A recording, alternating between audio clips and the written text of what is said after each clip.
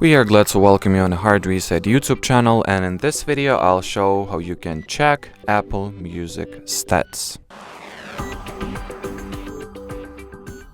So to start, you will need to open whatever web browser you prefer to use.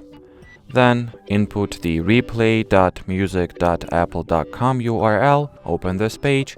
Here tap at the jump in button, then sign in using your Apple ID. Let me do that real quick.